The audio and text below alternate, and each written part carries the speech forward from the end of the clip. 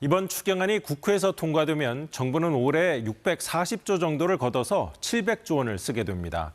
당장 경기와 민생을 살리는 게 시급한 건 맞지만 이런 임시 방편만 계속 쓸 수는 없겠죠. 근본적인 재정 보강 대책의 필요성이 갈수록 커지고 있습니다. 최인영 기자가 취재했습니다.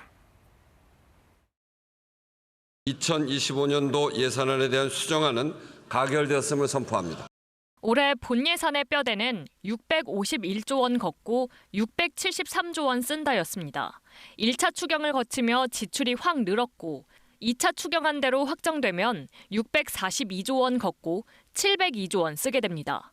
단순 가감만 해도 60조 원 적자. 지금은 흑자일 수밖에 없는 국민연금 착시 효과 등을 걷어낸 정부의 실제 씀씀이 관리 재정 수지는 110조 적자입니다. 관리 재정 수지는 2008년부터 지난해까지 17년 내리 마이너스였고 올해도 확정적입니다. 5명의 대통령 재임 동안 한 번도 흑자를 못 찍었습니다. 특히 코로나19 대유행 때 한 해 결손이 100조 원을 넘긴 뒤로 이후 비슷한 흐름입니다. 감세 정책이나 그다음에 경기가 좋지 않았던 문제, 그다음 대규모 세수 결손이 23년도, 24년도에 발생했었던 문제, 이런 것들이 복합적으로 원인이 되는 것 같아요. 불용 예산 회수, 기금 여윳돈 활용 등을 써보고 있지만 국채 발행도 피할 수 없습니다. 2차 추경을 위해 국채 20조 원가량을 더 찍기로 했고 누적 국채는 1,300조 원을 넘습니다. 국가 채무는 GDP의 49%까지 올라옵니다.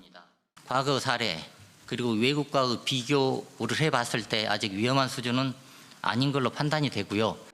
정부는 내년 예산안도 현재 편성 중입니다. 공약대로면 재정 지출이 올해보다 더 늘 가능성이 큰데 이재명 대통령은 후보 시절 증세는 바람직하지 않다고 말했습니다. KBS 뉴스 최인영입니다.